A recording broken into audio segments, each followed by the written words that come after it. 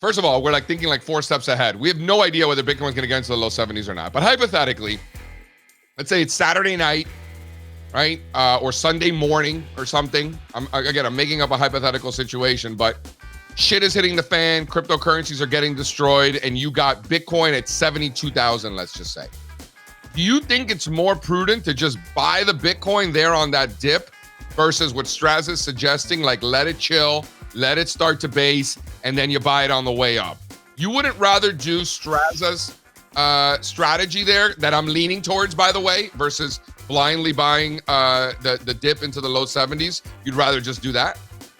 I mean, you a retest of this magnitude, right? We don't just tend to retest a big level of support like this and just immediately just go after the races. What tends to happen is we tend to base, and we tend to, as you say, form this base, form this sideways consolidation around this big level of support. And so I think, you know, me personally, I'm going to be looking to average in, if we do get this retest, right, potentially averaging in with a smaller portion, a smaller trade around the 70k level, and then potentially adding to that as it's basing, and then you can have your stop below all that support. That makes sense to me.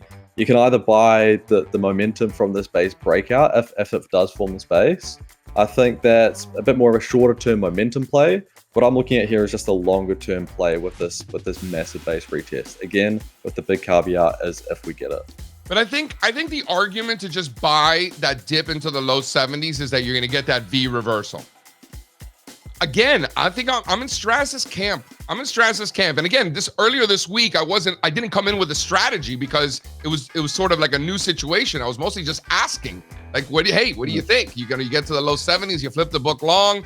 You know, what I don't hate is maybe you get into the low 70s, you wake up on Sunday morning, Bitcoin's at 72, you put on a quarter of a position or a third of a position.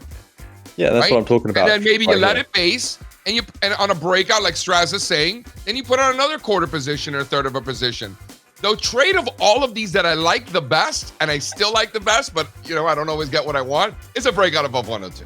Like that's really what I want.